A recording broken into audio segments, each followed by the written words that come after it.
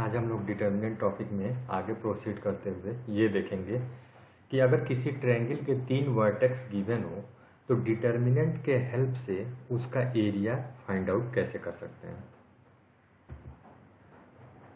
Suppose कीजिए late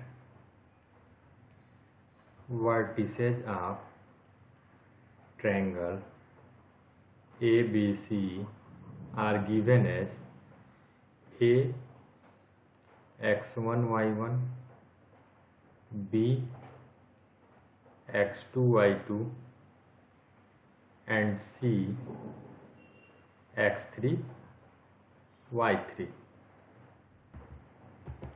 जैसे ये ट्रायंगल ABC गिवन है और A वर्टेक्स का कोऑर्डिनेट क्या गिवन है x1, y1, B वर्टेक्स का x2, y2 और C वर्टेक्स का x3, y3। तो इस ट्रायंगल का एरिया निकालने के लिए हम डिटर्मिनेंट फार्मूला कैसे यूज करेंगे। तो सबसे पहले हम मानेंगे एक डिटर्मिनेंट बनाएंगे इसके कोऑर्डिनेट्स का। वो ऐसे बनेगा कि x1 y1 1, x2 y2 1, x3 y3 1। तो ये एक डिटर्मिनेंट है 3 क्रॉस 3 का, ठीक है। लेकिन बात हो रही है इस ट्रायंगल का एरिया का। तो ट्रायंगल का एरिया निकालने के लिए जो फार्मूला होता है वो होता है 1/2 times this determinant x1 y1 1, x2 y2 1, x3 y3 1। और इस डिटर्मिनेंट का एक्सपेंशन आप लोग पढ़ चुके हैं। एक्सपेंशन कैसे करते हैं x1 into y2 minus y3 minus y1 into x3 minus x2 minus x3, फिर ये +1 into x2 y3 minus y2 x3। तो जिसको अगर थोड़ा सा सिंप्लीफाई कर दें तो ये कुछ इस तरह का आएगा 1/2 times x1 into y2 minus y3 minus y1 into x2 minus x3 plus 1 into x2 y3 minus x3 y2। ये कुछ ऐसा एक्सप्रेशन बन के आ जाएगा।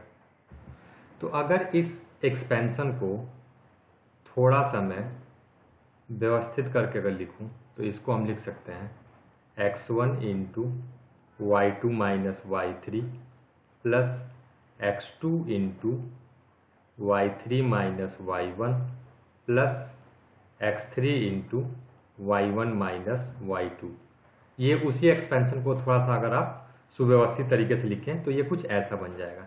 लेकिन हम जानते हैं कि एरिया किसी भी ट्रायंगल का नेगेटिव नहीं हो सकता, जबकि डिटर्मिनेंट का एक्सपेंशन क्या देखा था पॉजिटिव निगेटिव दोनों आ सकता था। तो इसके लिए हम लोग क्या करते हैं, since area is a positive quantity we always take absolute value of determinant. तो डिटर्मिनेंट की वैल्यू हमें एब्सोल्यूट लेना है कि अगर +20 आएगा तो +20 लेंगे, लेकिन अगर -20 आता है तो भी उसको +20 ले लेंगे। तो हम ये समझ लें कि अपना जो फार्मूला है एरिया का, एब्सोल्यूट वैल्यू का मतलब क्या होता है मॉड ले लेंगे। मॉड का मतलब क्या है कि अंदर का नेगेटिव होगा तो भी पॉजिटिव लेंगे, अंदर का पॉजिटिव होगा तो भी पॉजिटिव लेंगे। तो समझ लीजिए कि एरिया जो है क्या आ जाएगा 1/2 टाइम्स। यहाँ पे मैं मॉड लगा देता हूँ क्योंकि हमें हमेशा पॉजिटिव वैल्यू लेना है। 1/2 times mod of x1 into y2 minus y3 plus x2 into y3 minus y1 plus x3 into y1 minus y2। Mod close हो जाएगा। तो ये अपना फार्मूला हो गया एरिया का। किसी भी ट्रायंगल का अगर 3 coordinates x1 y1 x2 y2 x3 y3 given हो तो उसका area 1/2 times mod of x1 into y2 minus y3 plus x2 into y3 minus y1 plus x3 into y1 minus y2। और ये कैसे आया, डिटर्मिनेंट को एक्सपेंशन करके आया। कौन से डिटर्मिनेंट का, determinant x1 y1 1, x2 y2 1, x3 y3 1। First column में x कोऑर्डिनेट तीनों का, सेकंड कॉलम में तीनों का y कोऑर्डिनेट और थर्ड कॉलम में 1 1 1 ले लेते हैं, तो उसी डिटर्मिनेंट का एक्सपेंशन करके और हाफ ले लेंगे तो उस गिवन ट्रायंगल का एरिया आ जाएगा। अच्छा, अगर किसी ट्रायंगल के 3 वर्टेक्स दिए हों और हम एरिया का फार्मूला लगाते हैं और उसका एरिया 0 आ जाए, एरिया 0 कब आएगा? हाफ की वैल्यू तो 0 होगी नहीं, मीन्स उसके डिटर्मिनेंट की वैल्यू 0 आ जाए, तो इसका मतलब क्या है कि डिटर्मिनेंट की वैल्यू 0 आ गया, मतलब उस ट्रायंगल का एरिया 0 है। एरिया 0 है तो इसका मतलब सीधा मतलब क्या है कि वो तीनों पॉइंट्स एक ही लाइन पे लाई कर रहे होंगे, मतलब तीनों पॉइंट्स कोलिनियर होंगे। If area obtained is 0, that simply means points are collinear. Next example में देखिए, find the area of the triangle whose vertices are given as 3,8, -4,2 and 5,1. तो ये 3 वर्टेक्स के कोऑर्डिनेट गिवन है, ठीक है। तो सपोज कीजिए अपना फार्मूला जो होता है क्या होता है, area is equals to 1/2 times mod of x1 into y2 minus y3 plus x2 into y3 minus y1 plus x3 into y1 minus y2। तो सपोज कीजिए कि ये वाली जो वैल्यू है क्या है, x1 है, ये y1 है, ये x2 है, ये y2 है, ये x3 है, ये y3 है। तो सबकी वैल्यू रख दीजिए इसमें, मॉड ऑफ x1 की value 3, y2 minus y3 2 minus 1 plus x2 की वैल्यू क्या है, -4, y3 minus y1 1 minus 8 plus x3 की वैल्यू क्या है 5, y1 minus y2 8 minus 2, mod close. तो ये 1/2 टाइम्स मॉड ऑफ 2 माइनस 1 यानी 1 इंटू 3 3 -4 इंटू ये हो जाएगा -7, -4 इंटू -7 28 प्लस 8 माइनस 2 यानी 6 इंटू 5 30। तो ये आ जाएगा 1/2 टाइम्स मॉड ऑफ 58 प्लस 3 61। और मॉड के अंदर का नंबर अगर पॉजिटिव होता है तो मॉड क्या हो जाता है, सिंपली डिसअपियर हो जाता है, और निगेटिव होता -61 होता है तो भी मॉड कैसे हटता, +61 हो जाता। तो अंदर का नंबर पॉजिटिव है तो वो सिंपली बाहर आ जाएगा, तो ये क्या हो जाएगा 61/2। एरिया का यूनिट क्या होता है, स्क्वायर यूनिट होता है, तो स्क्वायर यूनिट लिख देंगे, यही इसका आंसर हो जाएगा। तो इस गिवन एग्जाम्पल में क्या था कि किसी ट्रायंगल के 3 कोऑर्डिनेट्स गिवन थे, 3 वर्टेक्स के, तो हमने उसका डिटर्मिनेंट के फार्मूले से एरिया निकाला। नेक्स्ट हेडिंग देखेंगे माइनर्स एंड कोफैक्टर्स। तो सबसे पहले माइनर्स देख लेते हैं कि माइनर्स का डिटर्मिनेंट्स में माइनर्स का क्या मतलब है। तो डिफिनीशन देखेंगे तो minor of an element Aij of a determinant, मतलब क्या, माइनर्स किसका होता है, किसी भी डिटर्मिनेंट में जितने एलिमेंट्स होते हैं सबका अलग अलग माइनर होगा, और किसी भी डिटर्मिनेंट में जिस एलिमेंट का माइनर निकालना होगा तो उस एलिमेंट का माइनर डिटर्मिनेंट की वैल्यू होगी जब वो एलिमेंट जिस रो और कॉलम में लाई कर रहा है वो रो और कॉलम को डिलीट कर दो, तो जो डिटर्मिनेंट बचेगा वही क्या होगा, उस करस्पॉन्डिंग एलिमेंट का माइनर होगा। Minor of an element Aij of a determinant is the determinant obtained by deleting its ith row and jth column in which element Aij lies. For example, अगर कोई ऐसा डिटर्मिनेंट है 1 2 3 6 7 9 4 2 1, तो अगर मैं बोलूं कि ये जो 9th एलिमेंट है इसका माइनर निकालना है, तो 9th एलिमेंट का माइनर निकालने के लिए मैं क्या बोला था कि ये जिस रो में है और जिस कॉलम में है उसको डिलीट कर दो। तो 9 किस रो में है, सेकंड रो में है, और किस कॉलम में है, थर्ड कॉलम में है। तो सेकंड रो और थर्ड कॉलम को डिलीट करके जो डिटर्मिनेंट बचेगा वही माइनर ऑफ 9 हो जाएगा। तो 1 2 1 2 4 2, तो यही क्या कहलाएगा, minor of element 9। minor of element aij is denoted by mij. Minor of element of a determinant of order n is a determinant of order n minus 1। अभी जो मैंने पिछला एग्जांपल बताया था, तो डिटर्मिनेंट जिसका ऑर्डर 3 था, उसमें किसी एलिमेंट का मैंने माइनर निकाला था, तो उसका ऑर्डर क्या आया था? 2 क्रॉस 2 आया था, यानी 2 आया था। तो वैसे ही जिस डिटर्मिनेंट के एलिमेंट का माइनर निकाल रहे हैं, तो माइनर का जो ऑर्डर होगा वो गिवन डिटर्मिनेंट के ऑर्डर से एक कम होगा। यानी अगर डिटर्मिनेंट का ऑर्डर n है, तो उसके किसी भी एलिमेंट का माइनर का जो ऑर्डर होगा वो क्या होगा? n माइनस 1 होगा। ये आप अभी आगे करेंगे तो हर एक एग्जाम्पल में देखेंगे तो कन्फर्म हो जाएगा। और ये बताइए कि जिस एलिमेंट का माइनर निकालना है, तो उसके करस्पॉन्डिंग एक रो और एक कॉलम डिलीट ही कर दे रहे हैं, तो जो माइनर का ऑर्डर आएगा वो क्या होगा? एक कम ही हो जाएगा गिवन डिटर्मिनेंट से। For example, find minor of the element 6 in the given determinant 1 2 3 4 5 6 7 8 9। तो अभी हमने क्या देखा था कि माइनर ऑफ एलिमेंट 6, इसको हम कैसे डिनोट करते हैं? एम आई जे से। तो यहाँ पे आई और जे क्या है? 6 के लिए देखो, 6 कहाँ लाई कर रहा है? सेकेंड रो और थर्ड कॉलम में। तो इसके लिए क्या लिखेंगे? M23, क्योंकि इसका जो एलिमेंट 6 है वो सेकेंड रो और थर्ड कॉलम में लाई कर रहा है। तो यहाँ पे आई की वैल्यू 2 है, जे की वैल्यू 3 है। तो minor of element 6 is equals to M23। और M23 कैसे मिलेगा? यानी सेकेंड रो और थर्ड कॉलम को डिलीट कर देने से। फॉर एग्जाम्पल, सेकेंड रो और थर्ड कॉलम को डिलीट करके जो डिटर्मिनेंट बचा, उसी डिटर्मिनेंट की जो वैल्यू होगी वही क्या होगा? माइनर ऑफ 6 हो जाएगा। यानी डिटर्मिनेंट ऑफ 1 2 7 8। और ये सेकेंड ऑर्डर का डिटर्मिनेंट हम कैसे निकालते हैं? 1 into 8, 1 into 8 minus 7 into 2, 8 minus 14, that will be minus 6।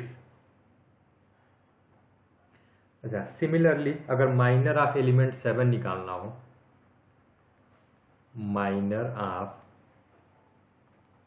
Element 7 निकालना हो, तो आप लोग निकाल के वीडियो को रोक के निकालो, देखो क्या आता है। माइनर ऑफ एलिमेंट जो 7 होगा, उसको हम 7 कहाँ लाई कर रहे हैं? फर्स्ट रो थर्ड कॉलम में। तो उसको हम M13 से लाई, थर्ड रो फर्स्ट कॉलम, तो M31 से डिनोट करेंगे। और इसकी वैल्यू कैसे होगी? जब थर्ड रो और फर्स्ट कॉलम को डिलीट करके जो डिटर्मिनेंट बचा उसको लिख देंगे 2 3 5 6, जिसकी वैल्यू क्या हो जाएगी? 2 इंटू 6 माइनस 5 इंटू 3, 12 माइनस 15, ये क्या हो गया? माइनस 3। लेकिन गिवन एग्जाम्पल के लिए ये आंसर है।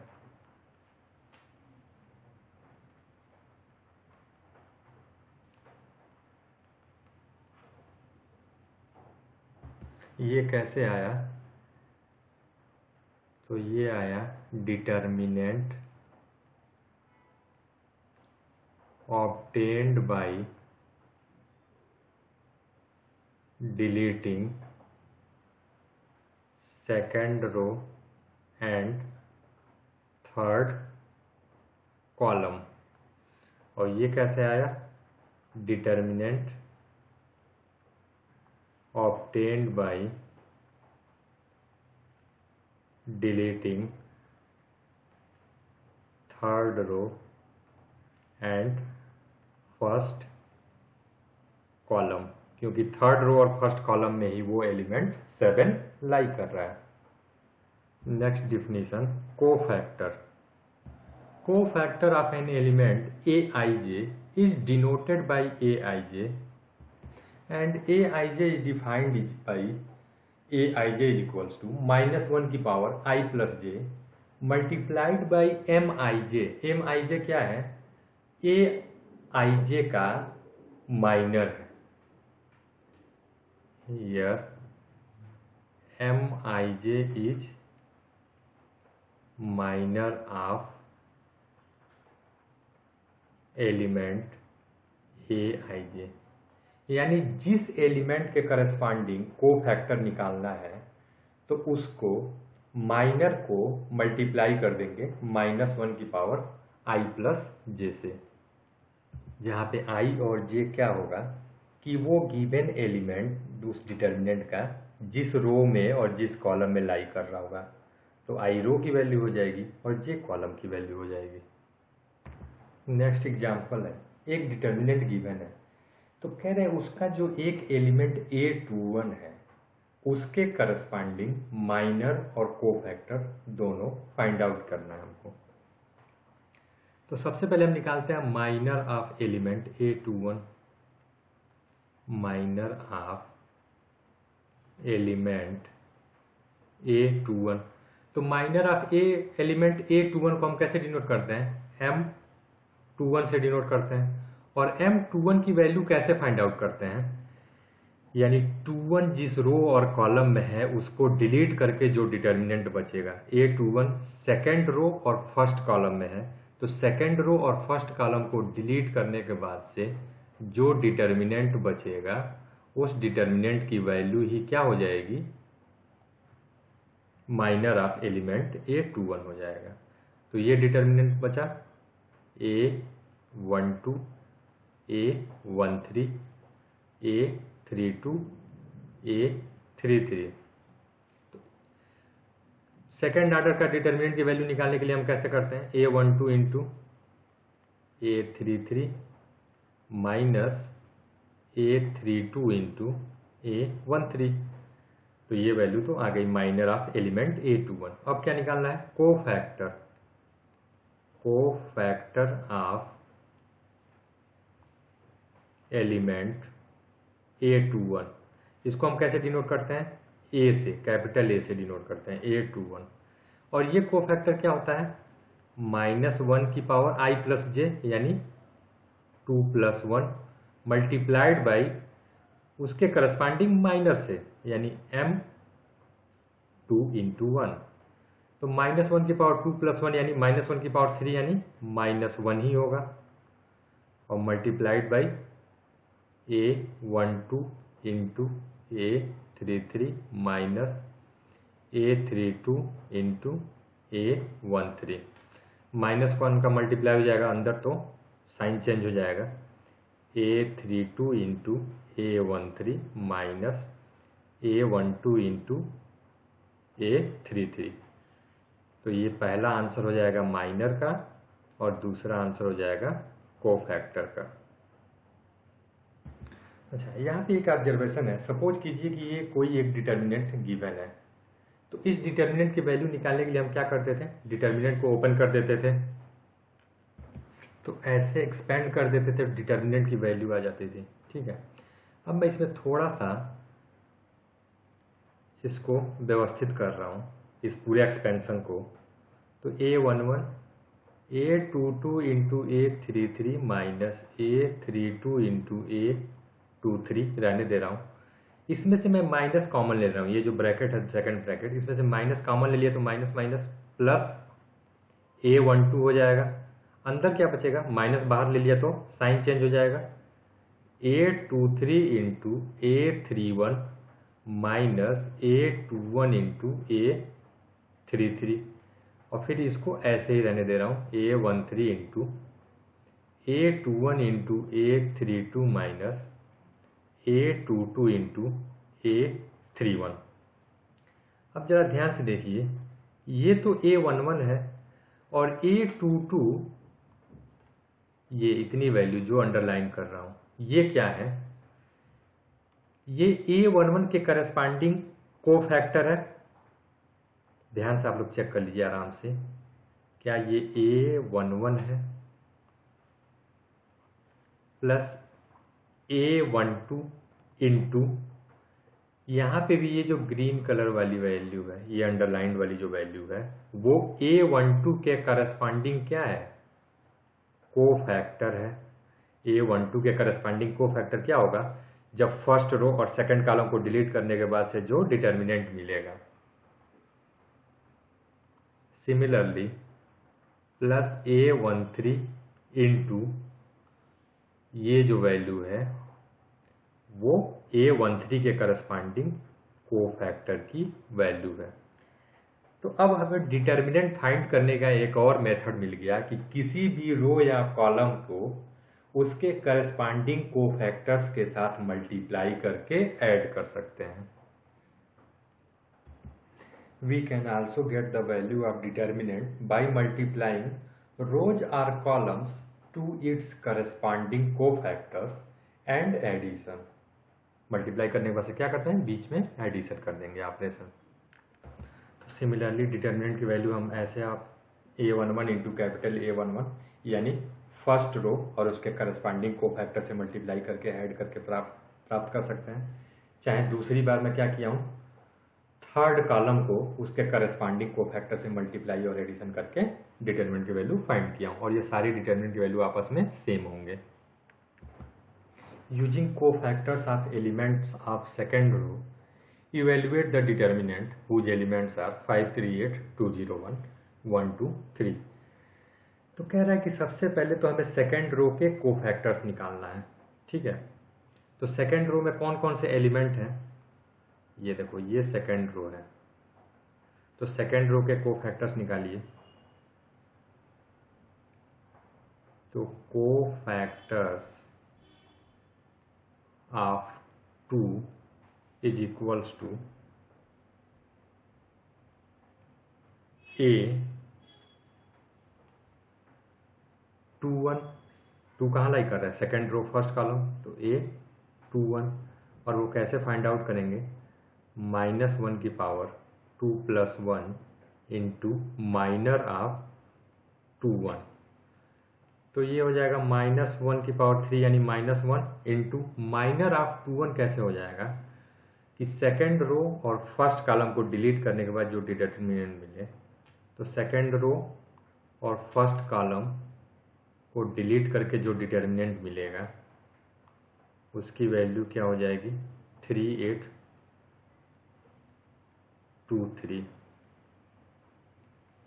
तो ये हो जाएगा -1 इंटू 3 3 जा 9 -2 8 जा 16, 9 - 16 -7 into -1, that will be +7।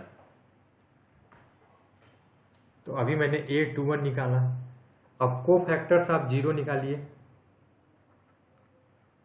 Cofactor of 0 यानी वो कहाँ लाई कर रहा है, सेकेंड रो सेकेंड कॉलम, यानी वो उसका कोफैक्टर किससे निकालेंगे, A22 से, और वो कैसे मिलेगा, -1 की पावर I + j यानी 2 + 2 इंटू माइनर ऑफ 2 2, तो ये -1 की पावर 4 यानी +1 हो जाएगा, और M22 की वैल्यू क्या हो जाएगी, सेकेंड रो सेकेंड कॉलम को डिलीट करने के बाद से, सेकेंड रो और सेकेंड कॉलम को डिलीट करने के बाद से जो डिटर्मिनेंट बचे 5 8 1 3, 5 8 1 3, तो इसकी वैल्यू हो जाएगी 5 3 जा 15 -8 that will B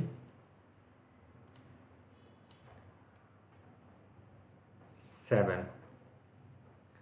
Similarly, cofactor of second row का थर्ड एलिमेंट क्या है, 1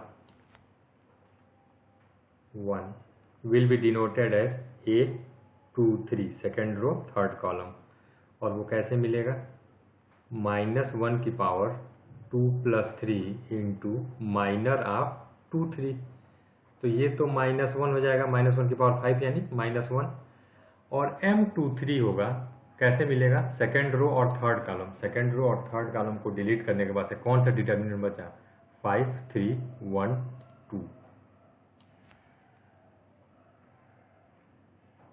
5 3 1 2, तो इसका ये कोफैक्टर कितना आ जाएगा, -1 इंटू 5 2 जा 10 -1 इंटू 3, तो 10 माइनस 3 7 एंड माइनस 1 ये आ जाएगा -7। और मैं क्या बोला था, सेकेंड रो के करस्पॉन्डिंग अगर डिटर्मिनेंट की वैल्यू फाइंड आउट करना है तो क्या हो जाएगा, A21 इंटू कोफैक्टर इसके करस्पॉन्डिंग प्लस A22 इंटू इसके corresponding cofactor plus A23 into इसके करस्पॉन्डिंग कोफैक्टर। तो इसमें सबकी वैल्यू रख दीजिए। A21 की वैल्यू 2 है और कोफैक्टर 7 है, तो ये आ जाएगा 2 इंटू 7 प्लस A22 की वैल्यू 0 है इंटू इसका कोफैक्टर भी 7 है प्लस A33 की वैल्यू क्या है, A33 की वैल्यू 1 है, 23 की वैल्यू सॉरी 1 है और इसका कोफैक्टर -7 है। तो ये 2 7 जा 14 प्लस 0 1 इंटू -7 हो जाएगा, तो 14 माइनस 7 7 हो जाएगा। तो यही उस डिटर्मिनेंट की वैल्यू हो जाएगी जो कि हमने सेकेंड रो के कोफैक्टर्स को यूज करते हुए निकाला।